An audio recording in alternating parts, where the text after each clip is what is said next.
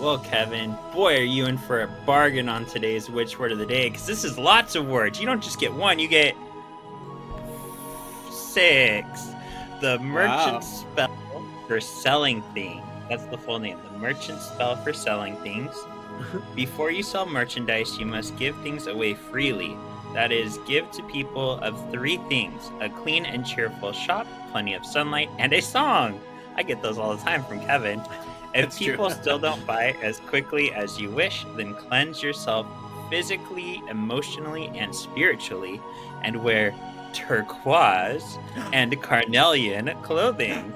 For still better sales, give 3 more gifts: a smile, a warm hand clasp, and a spoken wish for a wonderful day. To increase sales further, say this rhyme to thyself. Bargain for both when you tarry a while, fair trade, square trade, handshake, smile. If you wish to sell still more, give away more. Sympathy for troubles, goodwill, and a story of hope. If you are still not selling, give up on the chocolate-dipped pickles and try opening a pizza place. This is from Llewellyn.com. Beautiful. Well, thank you for that little life lesson. You're welcome. No selling chocolate-covered pickles, even though I'd probably eat them because they sound wonderful. You haven't even read that? Wait, what are you doing with the book? So he has the confidence to finish the story. Hear now the words of the witches. Can you hear the words of the witches? Yeah, the words of the witches. Welcome to Words of the Witches, the Charmed podcast that will guide you through the lesser-known published lore of the Charmed universe. In this night and in this hour, we call upon our fanboy power, bringing education and stupefaction to all of you. Together, we will use our knowledge and reverence abundantly, but also find ourselves sassy and delightful. Which is why we will truly be charmed. All right, spell worders, OMG, we're back again. Like cockroaches. This is Words of the Witches, episode 145. I am Kevin, your resident charmed resource.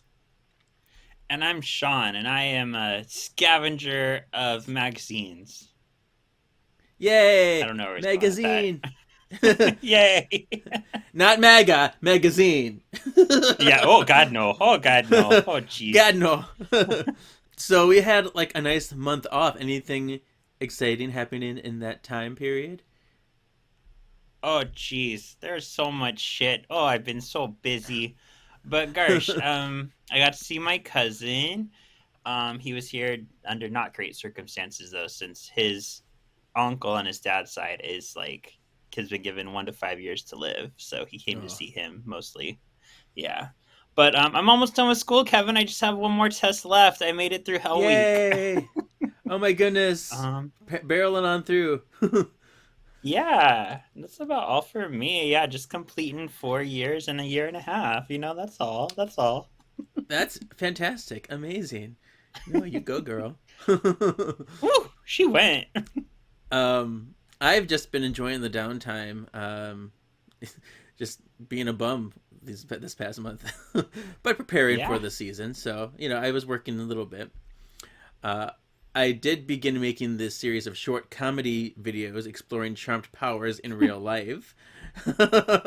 So those are fun. They are on the Words of the Witches YouTube under Shorts, and both on my personal and the Words of the Witches Instagrams, and my TikTok KGZ87. So yeah, they're fun. I made 3: telekinetic orbing, astral projection, and premonition so far. And Rose McGowan commented on the telekinetic orbing when she goes, ah ha ha ha. Oh, Rose McGowan, you're the best. It's great because she's really always like, she's following the podcast page, so she sees a lot of our posts just naturally. So it's really nice, really neat. She's seen my face. Oh! She saw your face. She heard your voice. You made her laugh. Like, yes. Yeah, you look clean. And then, sorry, this is manner keeping, by the way. I didn't mention that. We're in a manner keeping. You can't just vanquish an entire house, especially not our house. People are gonna notice. Manner keeping. Well, the problem isn't the manner. It's the manner in which it was treated. A good witch is a clean witch. So, our friend M-Boy, MJ, Emmers, all of the above, sent me a voice memo on Instagram that I'm going to play. Oh, no. It's amazing, and I told him I would play it on the pod because I want to share what he said. Are you ready? Sure. Okay. So, like, we all know what's gonna happen, because, like, it's just going to happen, because Charmed is one of those magnificent, amazing shows. So, like, next year, when we are in 2026, can you please do some kind of podcast, some kind of little, like, I don't know, like, little fucking, what's it called, real show, glyph, blink, think, I don't know. Can you do some kind of little thing that's like, bitch, this show ended in 2006, and now we're in 2026, and it's still on our fucking TVs, in our face, showing how incredible it fucking is. I'm drunk. I'm sorry. I love you. Okay, good night. Bye.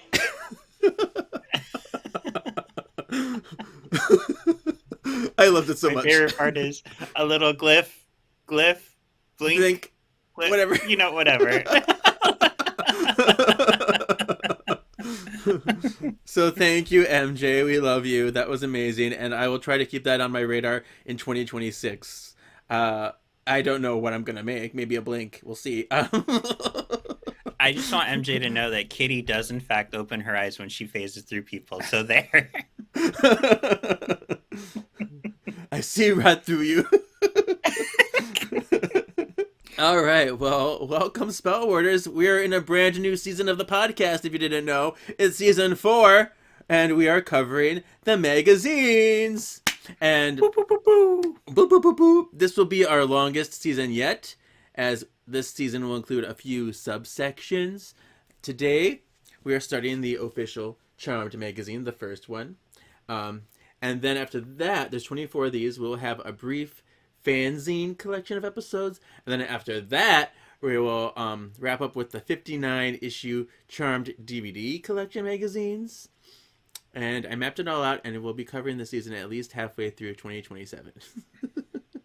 So wow. It's gonna be a long haul. Oh shit, what did I get myself into? I know, and that's only this season. There's still gonna be more after that. It's insane. But now for our first 24 episodes, this will be the official Charmed magazine. I've decided to go back to a bi-weekly release. So a new episode will come out every other week instead of every week. And the reason I'm doing that is because these magazines have the potential to be longer episodes. Maybe not every episode will be, but they have the potential because they've got quizzes, interviews, fan letters, all kinds of things that could take a while to cover depending on what we do with it. So a lot of content, just like what we did with the novel season. It just felt like the right choice. We'll probably go back to weekly once we finish these. Yeah. Okay. All I heard is you were like, my name's Kevin and I'm so bi, even my podcast is now. Hi, I'm bi. Weekly.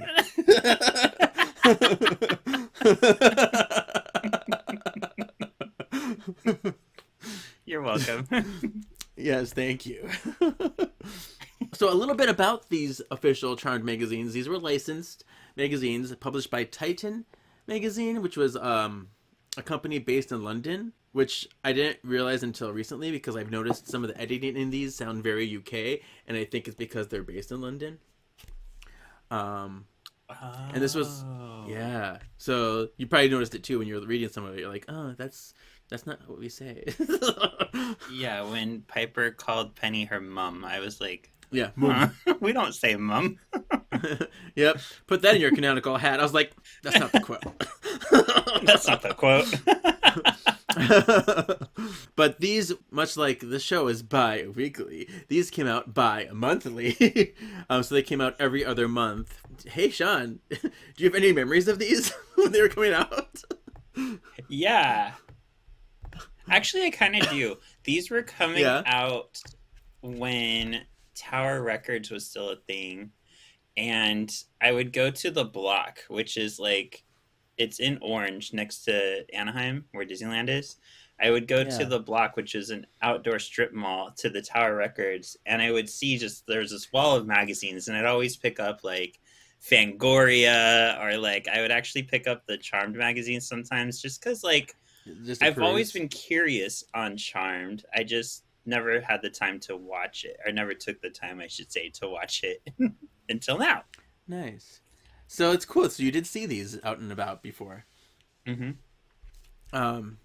Yeah, I remember like kind of buying these as they came out. If I was smart, I would have like subscribed to them, because I always see in here like I was like, please, subscribe. Send your. I was young and I didn't do that. I had to like literally wait for the next one to come out, and then I bought it as it came out. But whatever. But I remember I used to buy these from a website called tvmerch.com. I got a lot of my Charmed merchandise there back in the day. And they had so much stuff. And I remember I really enjoyed these magazines because it was still coming out while the show was on the air. And then it even came out after it ended. So I just felt like it was still kind of keeping the show alive. I do remember errors being made. I always remember being like yelling at it for like the quotes. Like, that's not the right quote. I remember a lot of art being submitted. Like every issue had a lot of fan art. And like the show, like it was really weird because like Shannon Doherty kind of like was erased. It took a really long time for like pictures of Prue and Shannon Doherty to appear on the cover and in the magazine. So I don't know what the rules were, if they had to wait like a year after the show ended before they could do it. I don't know, but that's what I kind of remember about these. I'm going to be really disappointed if when we get to the write-ins, there's never a write-in from Kevin Gadslinski. I'm going to be everything's going to break. Well, I have to tell you, I didn't do it. What? I know. I was like, I'm like reading this again. Like, why didn't I submit anything? I could have even emailed something. I was such a young child not knowing how to submit to magazines. They even had like contests and things in these, and I never did any of them. I just read the magazine and yelled at it and then put it away. Okay. Well, to be fair, I used to get Star Wars magazine and I never wrote in or like did anything either. So I feel you. Yeah, it's crazy. So we'll see. Like, I remember reading them, but I don't remember everything I read. Like, I feel stupid. Like, it's probably a wealth of information that I just forgot. So, yeah, fun. But let's get into this magazine for reals. So this is issue number 1. Yes, Charmed magazine, with the big tagline, "Meet Piper." And it says published November 2004. That's what this was, November 2004. But I'm guessing it was actually like printed probably late September 2004. And to put that into perspective, season 7 began airing September 12th, 2004. So this is literally right at the beginning of season 7. So how do we feel about this cover? Do we like this cover? I mean, it's like the basic Charmed cover template. Like, this could be on any one of the Charmed DVDs. It's a nice looking cover, but it's like basic shots of the girls. Yeah. So we got our season 6 picture, the 3 of them. It says first issue, free poster. Exclusive interviews, season 7 secrets revealed, A to Z of Charmed, lots of stuff. And we got Dorian and Gregory in the corner. Fair cop. Yes. Dorian Gregory interrogated. I just realized these season 6 promo pics, these are the stand-ups you can get, huh? Yeah. Okay. Putting that together. Yeah. Isn't that fun? Mm-hmm. So this was edited. I've go through some of the Titan staff. The editor was Kate Lloyd. The designers of the pages were Emily Norris, Oz Brown, Caroline Grimshaw, and Simon Christophers. And the articles were written by Kate Anderson, Tara DeLulo, David Walden, and Ian Spelling. So, yes. So, opening it up, I'll go over the contents page features of what you will expect to see in this issue. We have an Aaron Spelling and E. Duke Vincent introduction, Holly Combs, A Witch's Tale, Brad Kern, Practical Magic, an exclusive chat with the guy, Billy Drago, Fear Factor.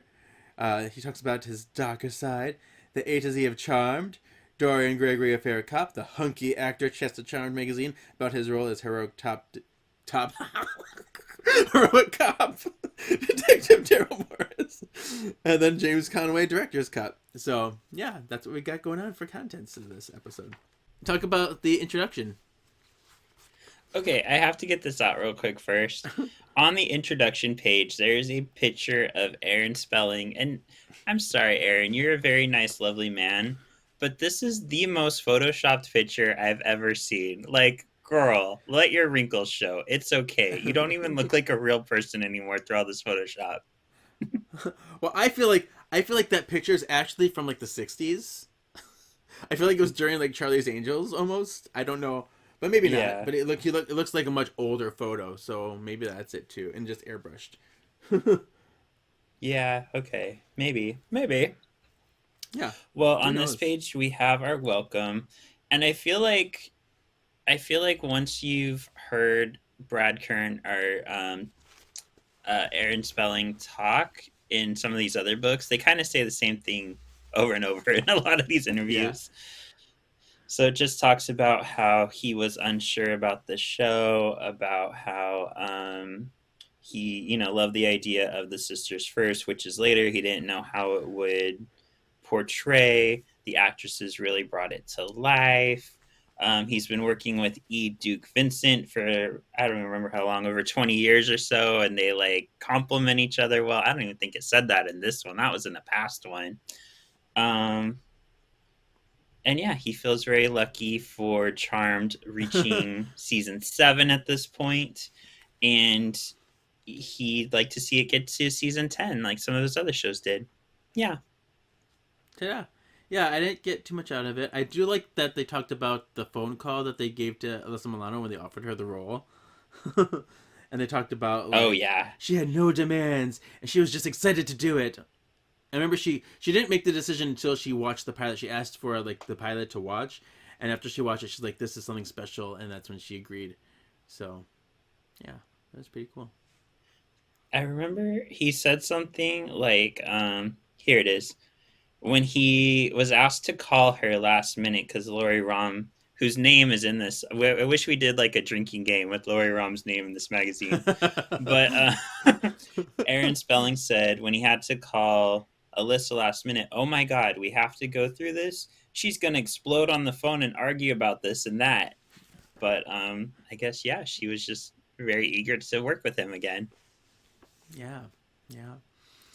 I do think it's funny that they say that in later season 7 they'll bring in the ultimate villain. I'm like, okay. And then we learn that Holly does bring Finley to set. I laughed at this part. He said, "Brad is one of the nicest guys, and even his wife has been touched by him." Yes, that was weird. I was like, oh, that's a weird turn of phrase. Even my wife has been touched by Brad Kern. Yeah. Swap. Like, oh. All right. So that was a little odd. Yeah. All right, so then we get into Charmed news. Nick Lachey is here for season 7, contracted for 6 episodes. Ta-da! Wow. Inkworks launches new trading cards, the Charmed Connection set. I have all the trading cards. I remember getting those when they came out too. TVmerch.com as well. The action figures by Soda Toys are on the way out. They just came out. And I didn't really... I remember... Now that I read this again, I do remember this, but I totally forgot. Because Paramount liked the Tomb Raider toys that Soda Toys made, and suggested Charmed to them. And then it's crazy because, in fact, Jerry Macaluso was the president of Soda Toys, and he worked on Charmed for the live cast of their small sculptures in Size Matters. So it was a no-brainer because he knows the toys and he knows Charmed. So that's what kind of sparked the whole action figures to begin with. It's kind of cool. Interesting. Yeah. And then you talked about the cardboard cutouts. These were sold by a UK website, but they don't ship to the United States except for a small batch by some other site. That's why I never got them. I remember reading that. I'm like, well, I can't buy them. Stupid UK magazine spoiling me. And then they say, oh, a season 8 is possible. Finola is coming back. In this season, Paige has a new job as headmistress. Ooh. The Book of 3 is out. So, all these fun things. And then they talked about what the cast did between seasons, but that was boring to me. I didn't care about that. And that's the news. So next up, we have A Witch's Tale. This is a interview with Miss Holly Marie Combs. She talks a lot about the idea that she wasn't around children for so long, and now she has children in real life and children on the show. So she's like, life is just wonderful cauldron of children now. And she talks about how much she loves being on Charmed, which is funny because I hear you talk about, and I've heard other people talk about, she complains about her time on Charmed a lot too. So it's an interesting little contradictory thing there. Oh, she told a cute little story about walking through the mall with her husband, and there was the Piper stand-up cutout thing, and she said she saw to the corner of her eye and stopped and went, ah! And then just pointed at it, and her husband said, what? And she said it was just weird seeing an evil version of herself looking at her. It's my evil twin. Yeah. And I guess the husband was like, oh, are you standing on an apple box? Because she's so short. And the stand-up was taller than her. I love that. It was super funny. Super cute. Yeah, that's cute. She was interviewed for this while they were filming the Bear Witch Project. So the second episode, of season 7, was what was being shot when they interviewed her here. Yeah, it pretty much just talked about her motherly instincts, how it gets interpreted in the show, and how she was transfixed by Finley. Oh, she did say that she has a cold, which is why in Cheaper by the Coven, the 3rd episode, you can really see she's struggling with her voice and stuff. So it's confirmed she had a cold. And then she gave it to Phoebe later on, or Alyssa later on. Because they were making out? Yeah, as sisters do, yeah. I do think it was nice that she said that it was important that Charmed had a proper ending and a proper goodbye. It was something that was very important to her because Picket Fences did not get that. So she feels like she was really jilted from her last show, and for Charmed to get that proper send off, it was very imperative for her, which is I think why the season 7 waiting was very traumatic in a way for her. Yeah, I could see that because we talked about it, but season 7 I don't think would have been a good ending. We needed season 8. Yeah. All right, so now we have a Charmed profile. Piper in perspective. It just talks about Piper stuff. Character traits and background. We already know that stuff. I'm not going to go over it. What I do find fascinating, though, is they have Piper's powers listed here. Oh, no. It says temporal stasis and temporal combustion, which is not correct. I believe it was the original vision for Piper's freezing power was to be the temporal stasis, but when she got combustion, it was revealed that her powers worked on a molecular level by controlling the atoms and the kinetic energy in them. So because of that kind of retcon that Charmed did, it makes this statement here one big canonical error. So I'm going to take this moment to do a power play. Power play. So we did talk about her molecular immobilization before during the comics, but I'm going to focus on what they call temporal stasis. And temporal stasis is the power to slow down or completely stop the flow of time. This power can be used on a grand scale, possibly worldwide, though the exact limitations are dependent on the user. Users are immune to the effects of the power and can prevent specific targets from also being affected. So this is what the Angels of Destiny do. The Triad can do it. Avatars and Cleaners. Cupids can do it. So those are all like time related, like stopping time. Piper's power has nothing to do with time, really. If they said it's with molecules, so she's really just literally slowing down the momentum of molecules, not really stopping time, and so there's why there's a clear distinction. They're not quite the same. Okay, fair. Even though the effects are very similar, and they get confused a lot. So yeah. Yeah. But the difference is technically she's not. Time doesn't stop. So if she freezes someone for an hour, they're frozen for an hour. They're not blipped. Right. So. Yeah. Next up, we have Practical Magic. This is kind of a sit down with Brad Kern. Okay, I found something very telling in this. Sometimes it's what people say without saying it. Mm-hmm. One of the parts is when Brad specifically says, I spend every day for the past 7 years with these girls. How could they hate me? And I'm like, why did you feel like you had to say that, Brad Kern? Why is that on your mind, Brad Kern? Are you telling us or yourself that? Yeah. But this talks about a lot about, he does have a passion for the show. I'll give him that. He was good at keeping it going. He talks about how he worked on it ever since the beginning. He remembers sitting down with Constance, he calls her Connie because they're like that, and figuring out, okay, we have the pilot, now what? So kind of like making the story from there. He talks about how like they keep it fresh. He does give a lot of praise to the sisters and how they know these characters sometimes better than him, and how they'll give kind of like rewrites or like suggestions. Wow, I'm not remembering anything else though that was really remarkable from this whole freaking statement.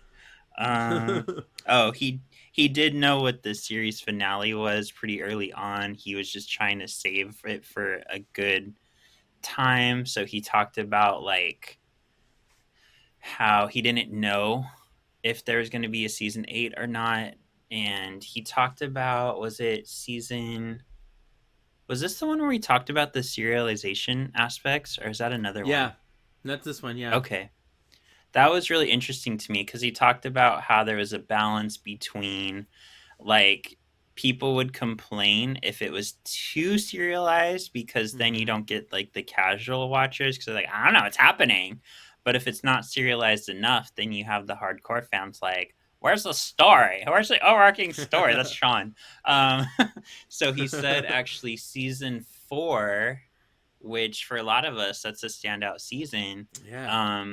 The viewership actually dipped to the point where he was told that the show might not carry on. He said he was told that if season 5, if season 5 didn't get better, then it would be canceled. So then he said maybe we swung too hard for season 5 and made it a little too frou-frou, which in my opinion he's right, because it did come back up, but you know that season's not as warmly received as some other seasons. Yeah, and maybe it's the way that TV has changed because a lot of people are finding it now, and so they really appreciate that season 4. So maybe at the time it was really kind of unprecedented and kind of shocking, and people didn't get it. I don't know, you know. Yeah, and I think what's changed though now too is we don't really have to wait so much. Like especially with older shows, like you can just sit down and watch a whole season in a day if you really want to. Right. But maybe that helps too, because I can see like for me, I fell off of Buffy in season 3 because I had gotten a job around then. And then once you fall off of it, you're not watching it every single week. It's hard because then you tune in and it's like, who's that? When did that happen? So it took me like a few years later to start buying the DVDs and catch up that way. So I can see that. Yeah. I do want to kind of amend something I said. I think during last season when we were covering the guidebooks, that I said that Brad Kern was on since the unaired pilot, which is not true. And I think I blame IMDb because I knew that I didn't think he was there for the unaired pilot, but then when I looked, he was credited on the unaired pilot. So I was like, oh, like I guess he was there. So that's what kind of threw me off. But he was not. He was not involved in the unaired pilot. It was after the unaired pilot was made that he was asked to come on and turn it into a full-length pilot. So he wasn't on until the very first episode. So technically, Holly Marie Combs was on longer than him, and she should have full access to that book. She's the one that's been the longest of all people. Her and James L. Conway, I would say, because when we get to he was involved for a while. Nice. Oh, I think it was interesting. Brad said that the first season clocked in at about 55 seconds per page, and now that they're averaging about 43 seconds per page. So they're smoother. They're getting it worked out faster. So that's pretty cool. I was surprised too that he said he almost left. Like he was looking, not because the show wasn't doing well or anything, but for his own career, he almost left in like season 5. But then they convinced him to stay, and he like let himself be put on contract to stay till the show ends. Yeah. So, would you like to give us Kern's charmed writing credits to tell you all the episodes he's written? Sure. And by the way, I love the show Briscoe County Jr., which he also worked on, and that's how Billy Drago got brought in. Billy Drago. Mm-hmm. And I'm guessing probably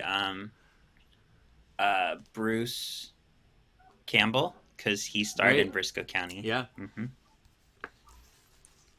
All right. So Kern worked on I've Got You Under My Skin, Season 1, Episode 2, Wicked Envy, Season 1, Episode 10, Secrets and Guys, Season 1, Episode 14, The Power of Two, Season 1, Episode 20, Deja Vu All Over Again, Season 1, Episode 22, Witch Trial, Season 2, Episode 1, Ex Libris, Season 2, Episode 19, Be Careful What You Witch For, Season 2, Episode 22. I'm just going to say the titles from now on. The Honeymoon's Over, All Hell Breaks Loose, Charmed Again, Part 1 and 2, Black as Coal, that's racist, Which Way Now, Centennial Charmed, Cat House, Valhalla of the Dolls, Part 1 and 2, and The Courtship of Wyatt's Father. And he has directing credits on Which Way Now, Season 4, Episode 22. Kevin, what a special number that is, Kevin. I wonder what that is. Maybe it's an existiversary. I don't know. Oh. No, it's your birthday. It is, yes. Very cool. It's like, I know he knows. Yeah. I'm like, wait, what's that? But it's interesting to know because even though these were just the ones he was credited as writing, we have learned from Holly that he kind of like tweaked every episode script. He had like a final like perusal of every script, even if he didn't like write it. So almost every episode sounded like him anyway because he just kind of glossed it over. He tweaked it. So which is kind of like unfortunate, I think, in a way. Yeah. I do think it's funny though. He said that I do hope that the network will give us a fair warning about their fate mid-season 7. Like, how'd that work out? Yeah, right. Yeah, and I love this picture here too. They used the picture from Forget Me Not, and there's cut out page for some reason. So that's the picture that was on the wall in Forget Me Not. Oh, okay. Poor Paige. And they cut out Wyatt too. Yeah. Well, good. He doesn't deserve it. Then we have our fear factor. Ooh, Bob S. And this pretty much is an interview with Billy Drago, and the Briscoe County Jr. That's how he knew Brad and stuff. But they asked him a lot about fear and his demon self, and Billy Drago. It's crazy because this is everything we talked about before when we talked about fear and what Barbas represents. This is something that Billy Drago himself gathered. I'm like, he's so smart. He says that Barbas represents the fear in everyone, and the fear of death is the greatest of all. He said that he himself has a fear of heights, which he has dealt with, and that fear is actually a good thing. Barbas preys on those who think of fear as a bad thing, and he says if people experience fear without judgment, then the demon of fear can't hurt you. Very, very true.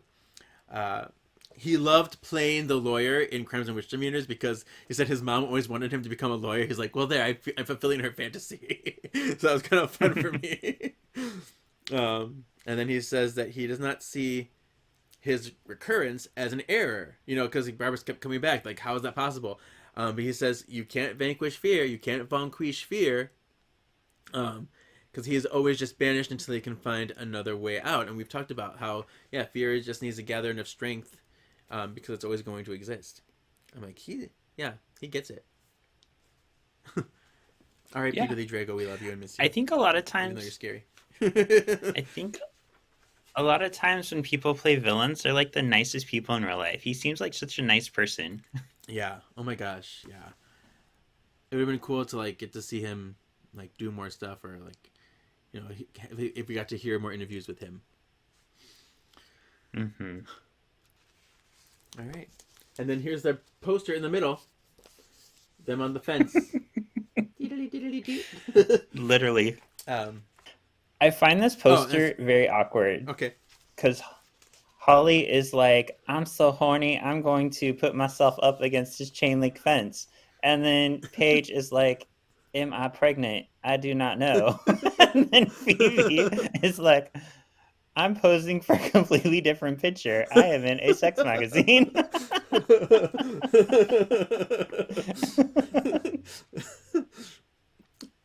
Yeah, it is kind of funny. They don't seem to go together. No. But it's a very iconic, it's a classic shot. So I guess, there it is. And I didn't send you these, but there's all kinds of Buffy articles in these as well. How dare you? I know. They're all over. So that's why I'll have the opportunity to show you when we do these video chats, because they exist. Because the thing with Titan Media, they made a whole like bevy of show magazines. They had a Supernatural magazine, a Buffy magazine, an Angel magazine, a Roswell, like Smallville. Like all those shows had their own magazine, and they were doing them all. It's insane. Now they don't really do anything. Yeah, because it's all on the internet now. Yeah. So now we're gonna do our A to Z of Charmed. I feel like this was this whole section was just like because they needed something to fill space. Yeah, it felt like a waste. Yeah, but we'll just go over the A to Z of Charmed and tell you what they stand for, and hopefully just rush right through. So, Kate Anderson presents your ultimate guide to the wonderful witchy world of the Halliwell sisters. She stole that from the Book of Three. Yeah. Like the wonderful witchy world of Charmed. That was the Book of Three quote. Bitch. Yeah. So start off with A, Sean. A is for Aaron Spelling. B is for Book of Shadows. C is for Chris. And Cole. D is for Daryl. E is for Ames. F is for fourth season. Fuck that one. Stupid. F is for fuck that one. I'm like, you couldn't come on. I'm actually kind of offended by some of the things they put in here. G is for Grams. And guest stars. Yeah. H is for How Soon Is Now, the theme song. I is for Inspector Trudeau. J is for Jammy. K is for Kit, the male cat. Or female, depending on what they tell you. It changes. Yeah. What episode? Yeah, right. L is for Leo. M is for Melinda Warren. And music. N is for Natalie Cuntface. O is for Original Phoebe. I hate that one too. That's so bad. And she left for personal reasons. Yeah, I know. Just call it out. We already know. Yeah. P is for Prudence Prue Hollowell. Nobody else. Just Prue. Because we can't put a picture of her in here. oh, sorry. There is P, another P. For Patty Hallowell. And for P3. Oh my gosh, so many P's. I pee all over the place. Anyway, Q is for Quake. Oh. R is for Rex. S is for San Francisco. And for Sam. And for a source, the source. But there's a T in there, so lies. Yeah, there is. There's a T. T is for Twiquetra. Ooh, I love that word. The way you say it, it's so sexual.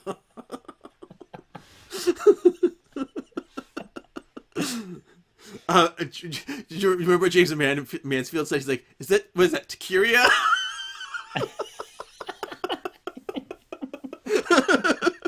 He's like, you made that word up. Yeah. That was funny. Yeah. U is for Underworld. V is for Victor. W is for White Lighter. Can we just real quick, this Book of Shadows picture, it looks like it looks like somebody diarrheaed on an old book. That is the worst picture of the Triquetra. It looks like just a big brown pile of shit. And like, look how flat that book is. It's like, this is like a children's book at the library that's been buried. You couldn't get a better picture? Like, come on, magazine. All right, but I digress. W is for Wyatt. It's also for Wyatt. Yeah. Oh, this is I'm so mad. X is for Expose. What is it, solving for X? What? Oh my god. It's so stupid. Like, I mean, I know you didn't have like the season 8 people yet. You could have put Czar or Zamo, but X, Xavier and Tull, nymphs just want to have fun. You could have put that, but sure. Exposed. Sure. Yeah. It's a stretch book. Magazine. Y is for Y tu mummy tambien. And that's another one. It's like, okay, you're just gonna put in a random episode title. Yeah. Like, you could put Yama or Yenlo. Like, those are both before, Y names. Come on now. This magazine, slacking. All right. Anyway, and Z is for Zyle, because Zanku doesn't exist yet. It doesn't. What's the matter, Zanku? Chicken? Oh, by the way, that comic book store I talked about on Solving for X last week, where I got the really cheap stuff, is next to Zanku Chicken. That's where I first had Zanku Chicken. Oh my goodness. I love that. Yes. And also on this A to Z, they have the story so far. I'm not going to read that because we know the story. We know it. I was like, yeah. I do think it's funny, out of all pictures to represent the story so far, let's have a page on the couch with a man getting caught in the act. Like, that explains it. It's so imperative. No one ever forgot about this scene at all. What is this, a brothel? Yeah. All right. Ooh, our next section. Ooh. Spank bank material. Yes.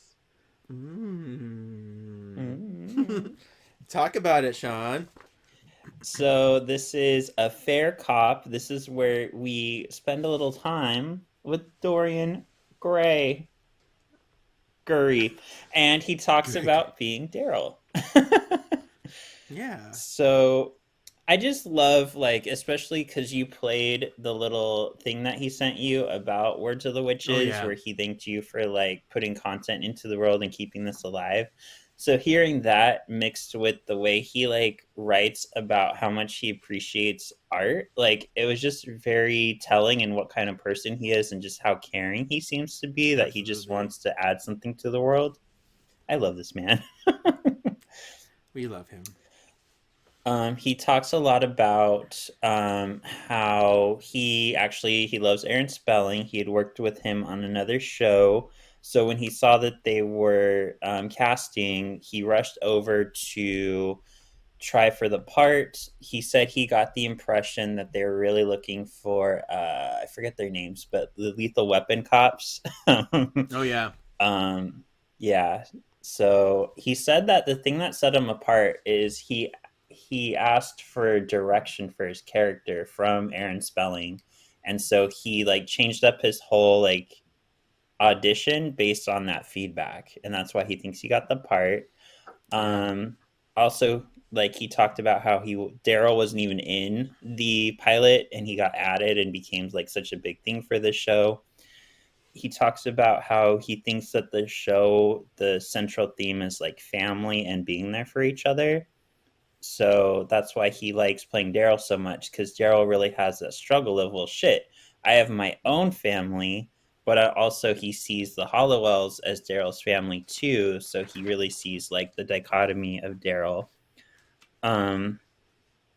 He does mention that Daryl only has one son. Was Daryl Jr. introduced in season 7?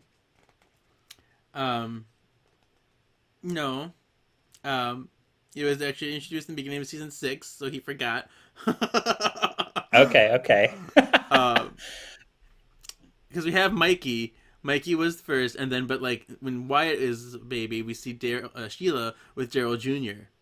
And so, yeah, he just forgot because he probably didn't have a scene with him, and he's like, "Oh, I didn't know that."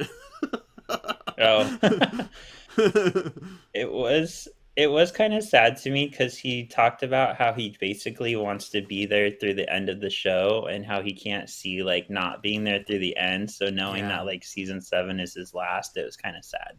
But at least he was immortalized in the comics. We got a good Daryl ending. We did. Yeah.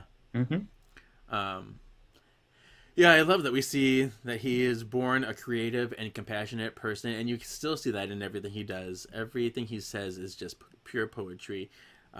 Was just a wonderful man. He said that it's important for Daryl as the character he wants to like represent Daryl as a real person, and not just a guy doing his job. He wants there to be a level of humanity in there, and the way that he sees, the girls as part of his extended family, and that's why like how his dynamic with them after season 6. That's why there's this such a struggle. But yeah, he always wanted people to know, audiences to know, like who Daryl was when he's not in uniform, and that's really, it's great that he was dedicated to that. He said status single, but actually, I forget her name, but he's been dating this lady now for a many number of years. I used to follow her on Instagram, but I think they like made it private now or something. But she's always with him at the conventions, and she remembers me, and she's so beautiful. And people are like, it's funny. I was at a convention, and people are like in line, like, wait, is that Sheila? Is that his wife? Is that like, because she looks so much like the girl from, like Sandra Prosper from the show. So it's kind of funny. That's funny. Oh, I did like when he said instrument of choice, bass, but only because I wanted to be like my dad, and for whatever reason as a kid I thought my dad played bass, but he actually played cello. I thought that was cute. It's super cute. Like, oh, I don't know, they look the same. Yeah. All right, next we have the director's cut, and this is something that is a regular a regular article in these magazines, and everyone features like a different director. This one is about James L. Conway. There he is. There's his face. And James Conway was an executive producer at Spelling Television. And he's the one that collaborated with Constance as she was formulating the show. So before it even was a thing that picked up, they helped her kind of create it together. because they remember they suggested to her that they wanted to do a show about witches, so they worked together to make it happen. So that's something very cool that I forgot about. And the first episode that he ever directed was The Wendigo. And after that, because he never really met Brad or talked to Brad before that, but after The Wendigo, Brad's like, oh, I liked that. It's like, well, I think we should have him on more often.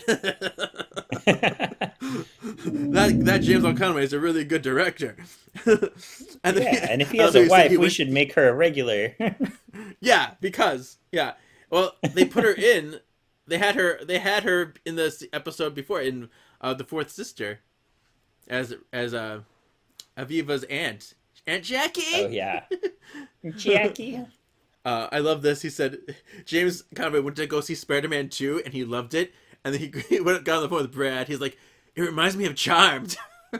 Yeah. It's like, this is like the storytelling I want to do, because he says something like there's action and like it's all about. He's pretty much saying like how our mantra is they're sisters who happen to be witches, not witches who happen to be sisters. They said that Spider-Man 2 kind of gave that same philosophy with, you know, Spider-Man, and he was a human, he was a man first. So yeah, and that's what set, real quick, Stan Lee's characters apart, is he decided he wanted to make them real people who happen to be superheroes, and that's what stemmed all the heroes we love. Yeah. So if they read comic books before seeing Spider-Man 2, they would have known that's something that's Marvel always has been doing. Yep. He said that the actors are so familiar that whenever they rehearse like a scene, it only takes them like less than 10 minutes, because they get on their marks, they can do it, and then the actresses have the freedom to adjust their lines, and they can kind of ad-lib what they feel makes sense for them, because they have lived it. They know their characters better than anybody. So yeah. And some of his directing credits on Charmed were The Wendigo, That Old Black Magic, The Honeymoon's Over, A Page from the Past, A Witch's Tale Part 1, but not Part 2, Centennial Charmed, Cat House, Valley of the Dolls 1 and 2, Little Monsters, It's a Bad, Bad, Bad, Bad World Part 2, and A Call to Arms. He got some damn good episodes. You know, he's a miracle worker. And here, see, says subscribe to the Power of 3. I can subscribe to the Charmed magazine. Did I ever do this? No, I never did this. It says save 10%. I never saved 10%. I just bought them full price every other month. They loved you. It's okay. I don't mind. Yeah. All right. Well, in this next section, we have an episode highlight, Relive the Magic of Crisscrossed, Season 6, Episode 10, original U.S. air date, November 23rd, 2003, original UK date, March 11, 2004. We already know what Crisscrossed is about, but, Kevin, did you know Jason Shaw, who plays Greg, was one of the hottest male models on the planet, not to mention one of the highest paid. In his career, Jason has modeled for some of the world's famous designers, including Tommy Hilfiger, Calvin Klein, DKNY, Versace, and Ralph Lauren. He was formerly engaged to model Paris Hilton. I did not know that. Oh. Drew Fuller, Chris, appeared in the music video for the Callings' fantastic single, Wherever You Will Go. Lisa Kushel, the tour guide, is best known for her work on the Fox comedy sketch show Mad TV. She's a regular writer and performer at the Acme Comedy Theater in Los Angeles. In 2001, Mary Saul Nichols, who played Bianca, received the Distinguished Golden Eagle Award for being able to spread Golden Eagle on the stage. No, Golden Eagle Award for Most Promising Actress. And director Joel J. Feigenbaum has directed episodes of Beverly Hills, 90210, Touched by an Angel, and Seventh Heaven. He was also known for Dallas, Falcon Crest, and Knots Landing. Would you also like a little blurb on Drew Fuller? Okay. All right. Drew Fuller was born on May 19th, 1980 in Los Angeles, California, with his good looks and huge dick. It's not surprising Drew got involved in modeling. Okay, it doesn't say anything about his dick. Although he says it was a means to an end, he was discovered by an agent when he was 12 years old after a friend had put him on the cover of UCLA magazine. At the age of 16, Drew became a professional model and went on to become a top model for the likes of Prada and Tommy Hilfiger. He has also appeared in numerous commercials, including a Pepsi ad opposite Britney Spears. On the acting front, Drew popped up in the pilot episode for TV series The OC and recently appeared in the movie Close Call. He also had a part on the martial arts TV series Black Sash. Drew has 2 pets. I love this. A cat called the Chad and a bird called Pink. His favorite food is sushi, and in his spare time, Drew seems to be something of an action man, enjoying surfing, snowboarding, and rock climbing. And currently, pickleball. It's so weird, like knowing who they are, like all these years later, and what they're interested in now. Yeah. There's a quote here too. They give you a bunch of crisscross quotes. Ooh, that's hard to say. First of all, I like the one that is one bitchy white lighter that Phoebe says. But we have the Piper quote: "You can't keep sacrificing your lives forever, and neither can I. Mum did that. Grams did it, and even Prue. And look what happened to them. It's not a legacy I want us to inherit." Just put that in your back pocket. Okay. All right, so now we have our show and spell. These are charmed letters. Obviously, this is the first magazine, so they don't have a lot of letters. They must had people that they asked to write into it, because how would we have known? But not you. They didn't ask you. They didn't ask me. But so I'll just read these quick. The first one says, "Casting their spell. I really enjoyed season 6 of Charmed. Drew Fuller's character Chris gave the year an extra twist, and I loved it. I also think that Holly, Alyssa, and Rose are 3 of the most beautiful women ever. They have made such great role models to so many young kids, me included." I wonder how young she is. She's probably 10. "I can't wait for the new season to start. I'm dying to see the girls work their magic once again. Liz, via email." Then we have Charmed and Dangerous. "I have been a huge fan of Charmed since the very beginning, but have noticed that the series has gone a bit lighter in recent years. Seasons 3 and 4 were my favorites because they were darker and were equipped with cool villains, Shax, Source, Seer, and really perilous situations. I was wondering if we'll be seeing more of that in season 7. Thanks for your time." And so, yeah. When they say yeah, you will. Because Brad Kern said so. Yeah. And then we have the last one. "I was wondering if Charmed magazine will be available in other countries around the world besides America. I am a huge Charmed fan and would like to be able to read all the latest news in the official magazine, but I live in Australia." By the way, do Piper and Leo get back together in the new series? How would they even know that yet? Yeah, see, that's why they're probably children like me, right? And they're all these little preteens wanting to know. Hey, Piper and Leo, do they get back together? It's so sad. And then they say, "No trouble at all, Melanie. Charmed magazine will indeed be available in Australia. In fact, you'll be able to buy it in most countries of the world. As for your question about our 2 favorite lovebirds, you'll just have to wait and see, because we don't know, and we can't spoil that." Yeah. Ask Brad. We're going to get an Ask Brad section starting in issue 2. Ew. And there's a reader survey, which I did not fill out either. They want to know how much Charmed merchandise you buy and stuff. I could have done that. Nosy. Do you have a PlayStation 2 or a Game Boy Pocket or a Game Boy Advance? All right, Shawn. This is your moment. We have our Charmed quiz. No, you get to quiz me, because before I would just have to make the quizzes, but now you have a test that they're providing for you, and I don't look at these. I want to make it very fun. I did not look at them, so you get to read me the questions, and I get to take the quiz. Our Grimoire game today from the magazine. What is this, some kind of game? Grimoire Games! Some people think this is entertainment. Huh? These are hard. They are hard. I don't know if you're going to get them. Let's try this one. This one's really hard. All right. White Lighter Leo is married to which Hollowell sister? Oh, Piper. Okay. Oh, okay. This one. Oof.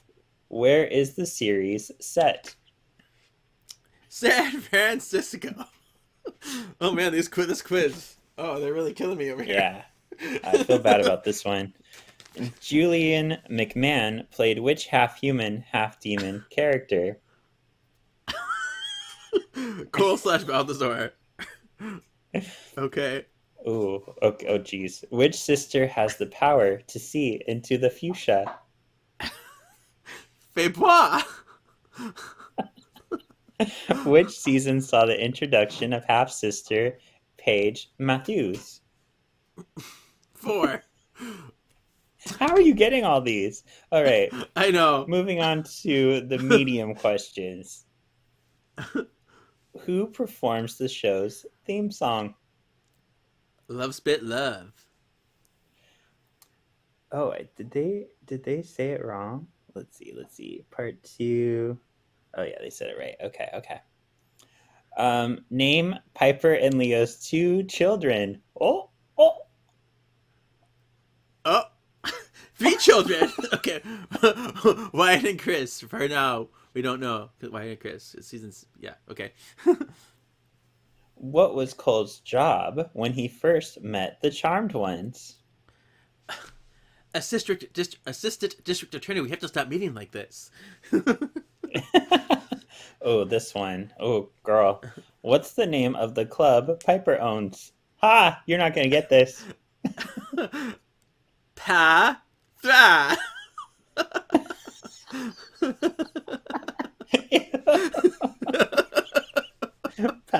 Yeah. Okay. Do these get more challenging? I don't know. Kind of. It's weird. They say like hard, medium, easy, whatever. But some of the ones that are like hard, I'm like, that's really easy. I don't know who you think you are. How about name the actor who played Gideon? Oh, Gildart Jackson. What a strange name. Gildart Jackson. Gildart. All right, we're moving on to hard. Just like my dick. Piper worked as a chef at which restaurant? See, that's hard. That should be an easy. Yeah. That's Quake. I feel the Quake coming. Get your shot ready. What was the name of the actress originally cast to play the role of Faybois? She left for personal reasons. Lori Romulus. This one's so random. This one comes out of left field, but you're going to know it. Which Charmed actress was a successful pop singer in Japan? Oh my gosh, she had 5 albums. Alyssa Milano. I didn't know Does that it say one, 5? but if I had to guess, I would have said her because I don't see Shannon Doherty singing and not Holly Marie. Actually, when I made the the promo for the Charmed musical, I took a capture from her performing at a concert in Japan. I went to the YouTube video, took a snapshot of it, and then turned it into the promo. Oh, nice. So she's cute. She's not a great singer. She's an okay singer. She's okay. Okay. Yeah. This is another one. This is still hard, but this question is: the cover of the Book of Shadows features an ancient symbol. What's it called? Triquetra. Come on now. I guess. Yeah. I guess they think Charm fans are pretty stupid. Like anybody, I guess maybe. Well, I don't know. It's fine. It's fine. There's more. Yeah, right? it feels like this was written by someone who doesn't know Charmed as well, thinking they're gonna fool us. But yeah, if you watch Charmed, you know that's the Triquetra. Like, come on. Yeah. All right. So tell me who said each of these quotes. Oh, quotes. Am I the only one in the family who has inherited the take a chance gene? Oh, I remember the next line. It's like, probably because if I remember my biology correctly, it's attached to the can't mind my own business gene. But what's episode? That is The Witch is Back, right? Yeah. But who said it? Oh, sorry. I forgot that part. Phoebe said that, and then Piper said the line after that. Wow. It's like, I thought I was gonna have to pull a Celine Dion and wear my dress backwards. that's Piper, deja vu all over again when she's talking to what's her face, Joanne. That's her name. Okay. Great. So some guy couldn't keep it in his sheath, and now I'm marked for death? That was Prue, which proves it anyway. Look, it's just sometimes I feel like they want me to be Prue's super witch, and I can't. I don't know how. Me Prue, super witch, and I can't. I don't know how. That's Paige, obviously. A Night to Remember, and she had a cute little pigtail. She's in her work, South Bay Social Services, talking to Leo. Yeah. Okay, so now you have to... Oh, wait. Wrong thing done for the right reason is still the wrong thing. Our job is to protect the innocent, not punish the guilty. Not punish the guilty! Oh, my favorite episode, Morality Bites! Faibois, Phoebe. I use that quote all the time. That's one of my mantras. Yes, okay. Okay. That wasn't hard. Yeah. See, those probably would be harder for an average Charm fan. Yeah. I mean, I still got a few of those right when I was looking at it, because like, it's Paige that says the Prue Super Witch thing. That Right. I can't even hear her saying it. Yeah. I think it's probably harder for episodes. People, the episodes. You can guess the people more than the episodes. Well, now you get to guess the episode. Oh, fun. I know episodes. Yeah, you do. The charmed ones are transformed into comic book heroes in order to stop a demon from stealing an elder's power. I got it right. Oh, Witches in Tights. Yeah. A demonic reality TV show. Witch Wars. See the charmed ones pitted against various demon contestants. My only thing was, I thought that one was later. I was like, that was season 6. I thought that was like season 7. Right, season 6. It's late season 6, but yeah. Yeah. Prue's boss frames her for stealing from the auction house and murdering to cover her tracks. Wicca Envy. Season 1, episode 10. There you go. Piper and Paige vanquish a group of swarm demons, and Jason breaks up with Faibois. Used Karma. Season 6, episode 13. Paige's first White Lighter assignment, an old broken down White Lighter, turns out to be her father. Sam I Am. Season 5, episode 9. Oh my god, you got everything right. I had no idea. This was such a hard test, but you got it all. I had no idea. It doesn't tell you what episode the season they are, so I even added stuff. Yeah, you did. Hopefully they get harder in the future. Yeah, hopefully. But, yay! But we also have guests to play these quizzes too. So, but yeah, that was fun. Yay, Grimoire game. All right, so now we have our next issue. So, actually, no. Does the placement of Paige's boobie look really weird to you in this picture? Like, the way she's holding her shoulder makes her boob look really low. It really does. I just keep looking at it like, how does that work? Saggy.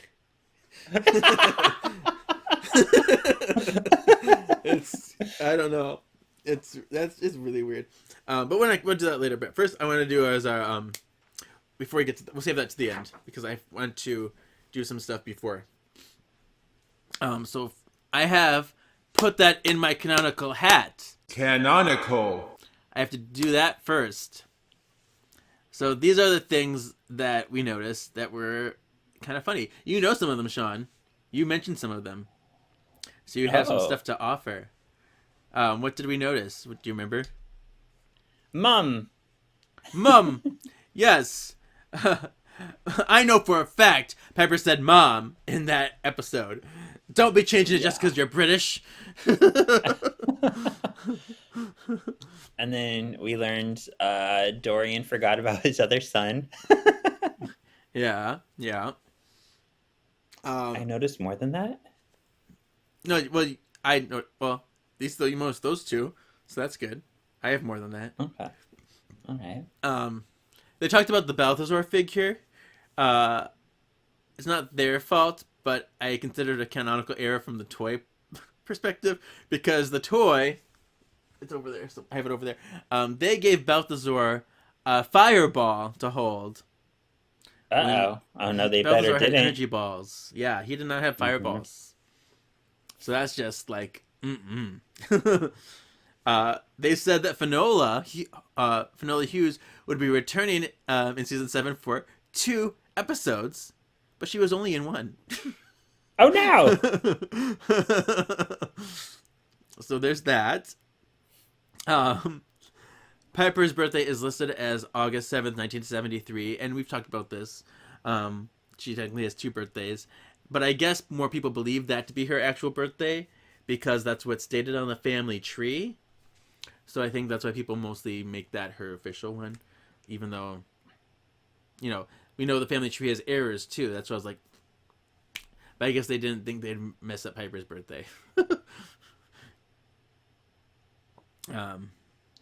Talked about Piper's powers. The temporostastis is not correct. Dorian said Daryl finds out that the sisters are witches in season 3, which is not true. That he found out in season 2. See, they have like no sense of their timing on the show. It's so funny. There's a little blurb about Dorian, and it says in Dorian's favorite episodes, A Witch's Tale was mentioned, the season 5 premiere. But they wrote it, the editor or the person who wrote the article put A Witch's Tale when it should be Tail because that's what the pun is. So Tara DeLulo, you wrote it wrong. So that's what I got. Canonical. Okay. Yeah. Anyway, and then we have a PS4 poll for next week. Another P, imagine that. P is for poll. So our P is for poll for next week, I'm just going to say Charmed Magazine, this series. You can answer which one you got the closest. Have you never owned them? Did you read them as they were coming out? Have you read some but years later after the fact? Or you have some but you never read them? So mine is B. I read them as they were coming out. Yeah, mine too. What about you, I Sean? have them all. Oh, yeah. Yeah. No, I never read them. I mean, I browsed through them here and there, but yeah. Yeah. Okay. So we'll see what the listeners, what their experience with it is. So next issue, yeah, look at Paige's boobie. Silly booby. It's like way out of place. Yeah, there it is. But so next she issue, has her like back turned to us, and she's holding her shoulder up, so it just makes for a very awkward position of her body. Yeah. In the next official Charmed magazine coming soon, it's There's Something About Rose. In an exclusive interview, the gorgeous Rose McGowan chats about her role as Paige Matthews. How it all started. Get the inside scoop on Charmed from the very beginning with Jonathan Levin, president of Spelling Television. Brian Krause, Charmed's very own Prince Charming, reveals all. And if looks could thrill, Charmed's costume designer Eilish reveals the secrets behind the Charmed One's unique look. Plus, we catch up with Leslie St. Clair, aka Newlyweds, hunky Nick Lachey, and executive producer Brad Kern answers your questions. Coming November 23rd, 2004. Yeah! And we have our little novels on the back. I love it. We haven't covered Seasons of the Witch yet. Yeah, what? Seasons of the Witch. What about it? We haven't covered it yet. Did you already the cover show? it? Yeah. Yeah. Oh. Yeah. Yeah, I've covered it. I wasn't on that Steven one. Eifler was on that episode. Okay. So I wasn't on it. You were not. This was during the novels. We did it during the novels season. Okay. Yeah. So that's it for this week. So we'll see you in 2 weeks now, Spellworders. For issue 2. So until then, where can we follow you, Sean? Where can we hear you? You can follow and hear me on Sean Perrette on Instagram, our TikTok, or on Solving for X and X-Men Task Podcast on those same platforms. And we started season 3, Kevin. We're on episode 3, season 3 today with Num 1, the beautiful and cosplay Num 1. Yay! And then you can find this podcast at Words of the Witches, Facebook, Instagram, YouTube, email wordsofwitchespod@gmail.com. And me personally, KGZ87. I'm tired. So yay. See ya, Spellworders. See ya. Your destiny still awaits.